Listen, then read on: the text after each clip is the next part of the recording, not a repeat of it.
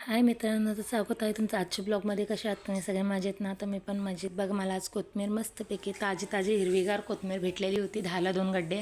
तर याला चला मस्तपैकी कोथिंबीर वडी बनवूया आणि तुमच्यासोबत एक ब्लॉग पण शेअर करूया.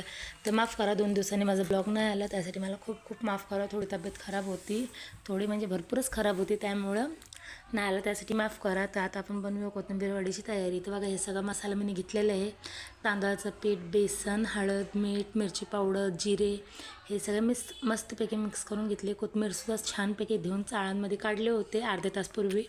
त्यातली अख्खी माती, लसूण, मिरची मी इथे वाटून घेतलेले आहे.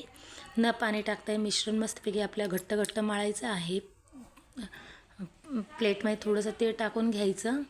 ते टाकून झाल्यावरती कोथिंबीर वडी त्यात टाकून घ्यायची, वरती खाली मस्त करायची, म्हणजे तीळ त्याला मस्तपैकी लागू द्यायची. तुम्ही इडलीचं भांडं घ्या किंवा चाळण घ्या. माझ्याकडे इडलीचं भांडं सोपं वाटलं म्हणून मी इडलीचं भांडं घेतलं.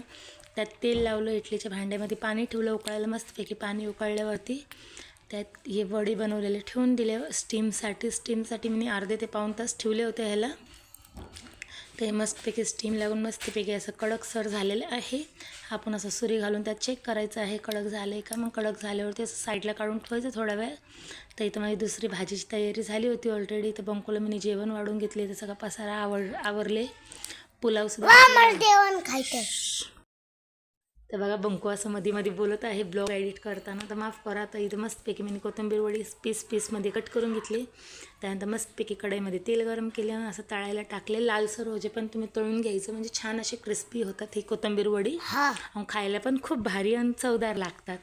तर तुम्ही पण नक्की ट्राय करा. मला नक्की कमेंटमध्ये सांगा तुम्हाला कोथिंबीर वडीची रेसिपी कशी वाटली आणि आवडला असेल तर लाईक, शेअर आणि फॉलो करायला विसरू नका. तर भेटूया आपण नेक्स्ट ब्लॉगमध्ये. काळजी घ्या.